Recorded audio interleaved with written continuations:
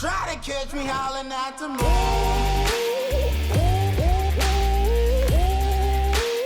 Try to catch me howling at the moon. Salut à tous, aujourd'hui on a quitté un petit peu l'ambassade Pro Bike Shop et on vous a emmené sur les routes avec Axel Carillon, le créateur du Bike Man. Salut Axel. Ça va? Ah bah écoute, ça va, ouais, ça fait un petit moment que ça va.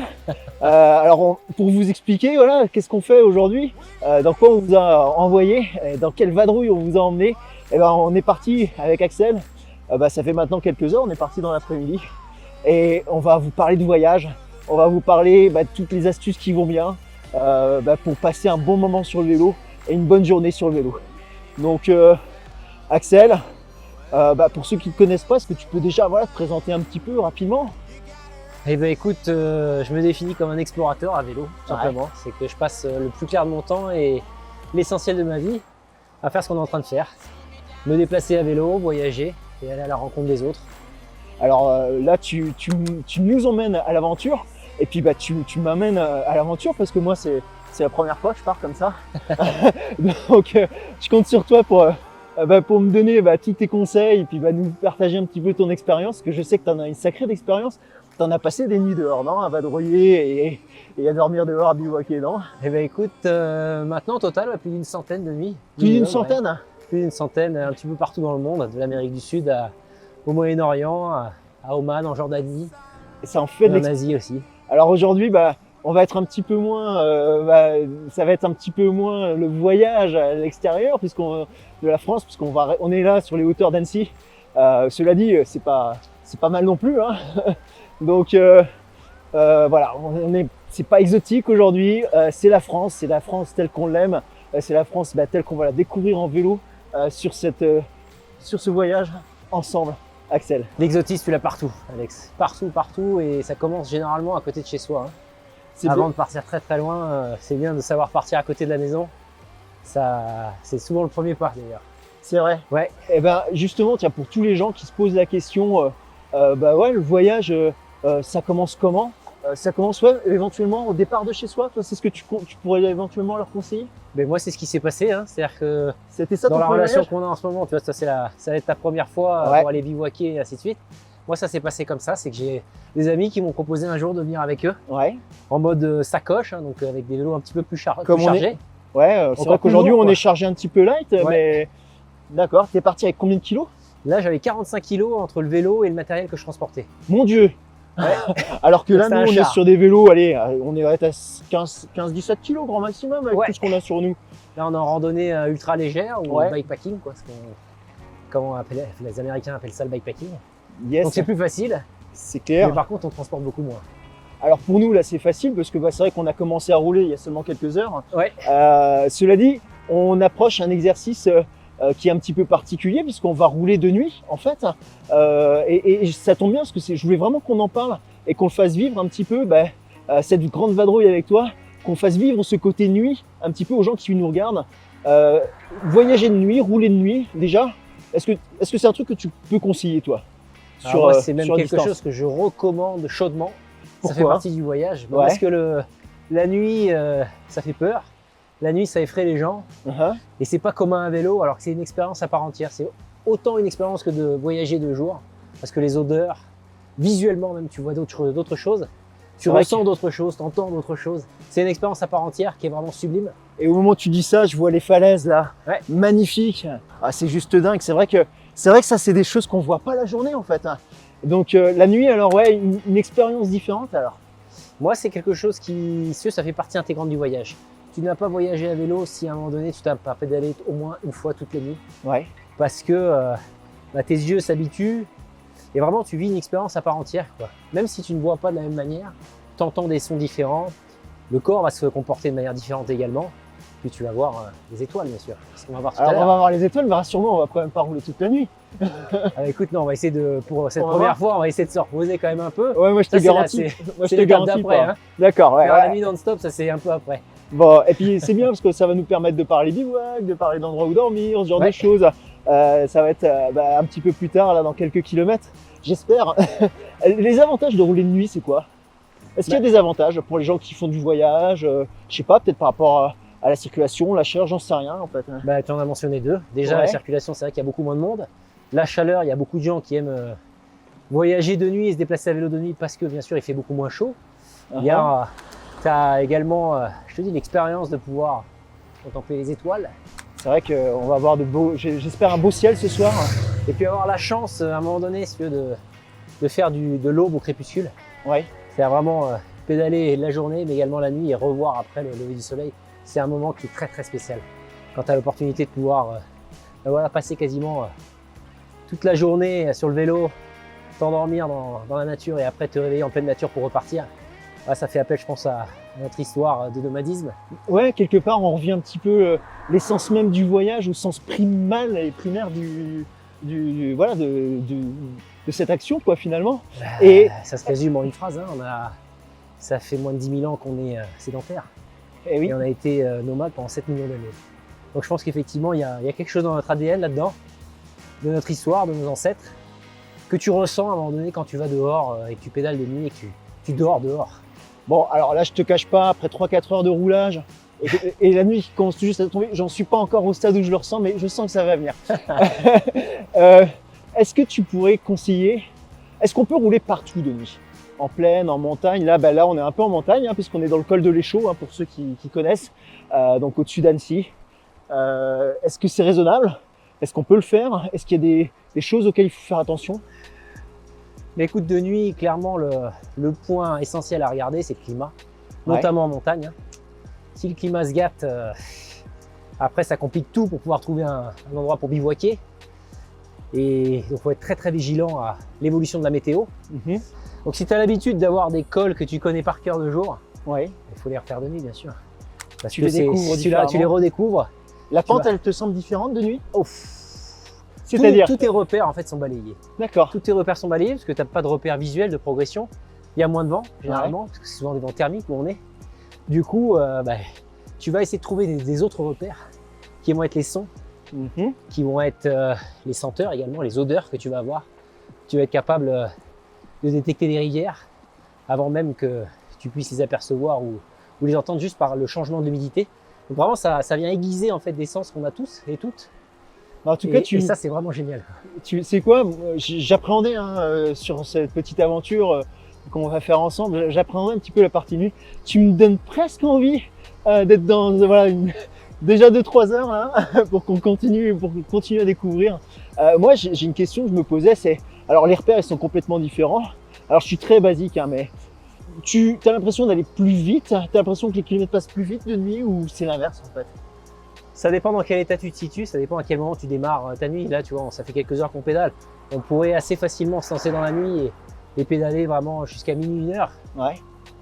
Après, si tu pédales non-stop, là, clairement, c'est un peu plus lent. Ouais. Puisque tu as moins de repères. Mais Ouais. ça fait aussi partie de cette expérience, encore une fois, de changer tes repères et de profondément modifier la manière dont tu vois les choses quand tu es en train de pédaler de jour. Parce que cette expérience-là, quand tu l'as faite de nuit, ça va t'aider dans la journée. D'accord. En termes de gestion, En termes de gestion, tu vas dire j'ai fait ça. Je l'ai fait de nuit, c'était dur. Donc, Donc ça va de être plus jour, facile. ça sera plus facile. D'accord. Ouais. Et Ça vient s'ajouter à des flèches d'un arc, si on devait le décrire avec une métaphore, avec une image, ouais, que tu peux après utiliser au quotidien en vélo, quoi. d'accord. Écoute, on va voir si je vais trouver les miens de repères et si ça va m'aider demain, parce que je sens que ces quelques centaines de kilomètres ensemble vont être un petit peu difficiles peut-être pour moi qui suis moins habitué que toi. Pour le coup, nous on a commencé fin de journée avec pour objectif voilà de rouler, de faire en fait les premiers kilomètres en majeure partie la nuit. C'est quelque chose que tu pourrais conseiller ou plutôt partir le matin, ou en fait il n'y a pas d'école, en fait on fait ce qu'on veut? Moi je dirais que dès lors que tu as décidé de partir, c'est le bon moment, quoi.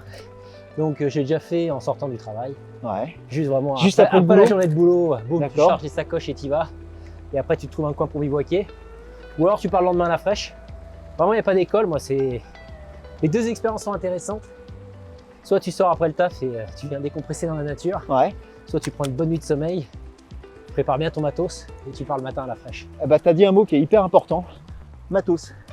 Parlons un peu matos, tiens, parce que je pense que c'est la question que beaucoup se posent. Qu'est-ce qu'il faut pour affronter la nuit? Alors, bon, je m'en doute un petit peu, mais je te laisse nous faire le topo. Eh ben écoute, déjà, il faut pas que tu oublies ton vélo. Ça, c'est important. Eh oui, c'est mieux. Tu pars pas à pied. Faut pas que tu sois tout nu. Donc, faut que tu sois bien habillé quand même. Ouais. Et que tu aies de quoi être confortable. Là, tu vois, on est en train de grimper. C'est important, par exemple, d'avoir Je sens que ça se rafraîchit déjà. du matos après, en fait. Une fois que tu as terminé ta sortie D'accord. et que tu vas devoir dormir, tu auras transpiré, tu vas être un peu humide. Avoir un bon petit t-shirt, Un truc bien confort. un truc bien confort, qui est du coup pas transpirant comme les habits qu'on est en train de porter. Yes. C'est important. Bien sûr, de quoi bivouaquer. Oui.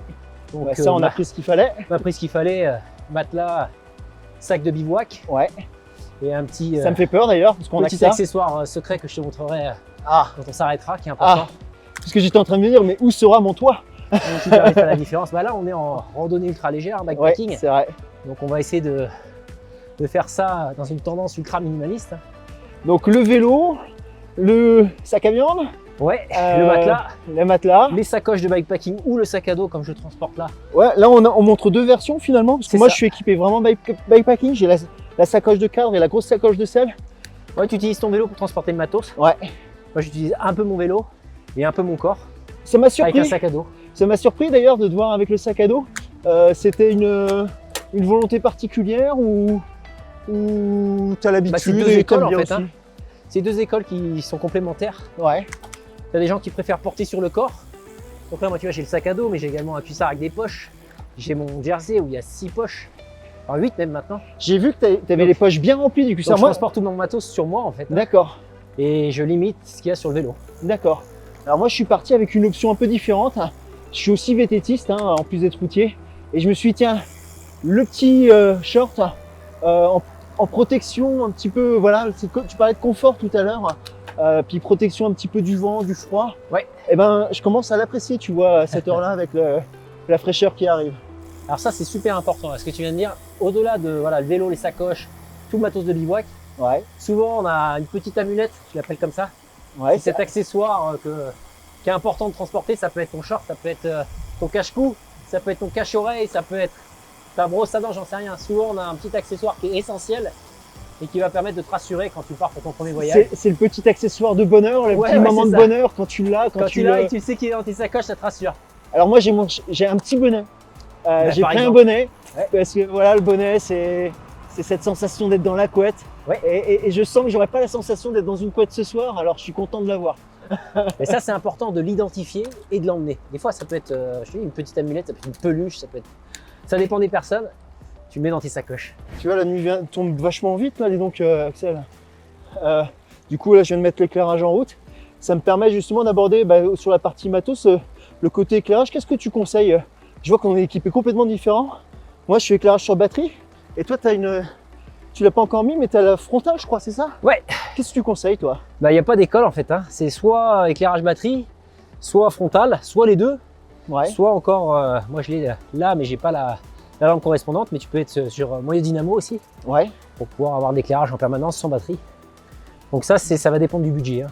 C'est-à-dire qu'en fonction de ton budget, soit la frontale pour le moins cher, Ouais. après ça va être l'éclairage vélo fixé sur le cintre, ou alors l'éclairage dynamo pour vraiment les plus gros budgets. Et tout sur batterie, alors sauf la dynamo bien entendu, mais sinon tout le reste, tout sur batterie. Ouais. C'est ce que tu conseilles. Et tu Là fais dans le comment? sac, j'ai la power bank hein, Ah voilà, permet c'est ce de que j'ai pouvoir recharger ma comment tu frontale. recharges. D'accord. directement la nuit là quand on s'arrête, Ok. dans le matelas.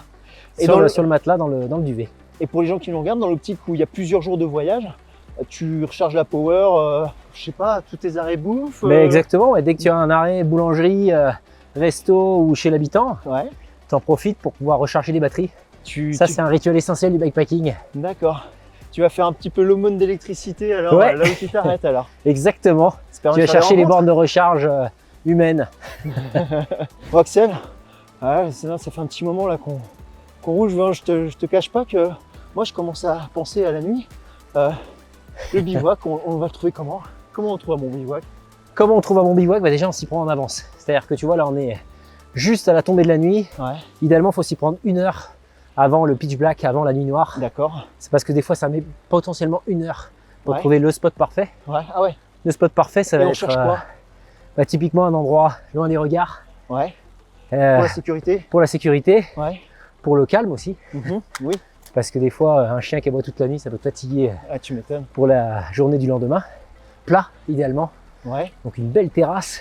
Donc là, c'est ce qu'on recherche alors. Et un peu abrité, parce que du coup, on est en ultra minimaliste. Hein, là, on n'a pas de tente. Ouais. Du coup, on va essayer de s'abriter de la rosée et potentiellement du climat qui peut changer dans la nuit. Hein. Donc, il nous faut un toit. On Il nous faut un toit, idéalement, ouais. On va avoir un toit ce La soir. recherche de l'abribus Yes. ou d'un toit de fortune. Alors, abribus, ok. Je vois, c'est une option. Il y a les banques aussi, tous ces sas d'entrée. Ouais, alors c'est On va éclairé essayer de- quand même. C'est éclairé, c'est pas très agréable. Et si on se L'abribus, trouve- c'est plus intime. On va se trouver un petit truc un peu plus sympa qu'un abribus. Qu'est-ce qu'on dit? Bah écoute, on est proche d'Annecy, dans le Semnoz. Je pense qu'on va trouver. Allez.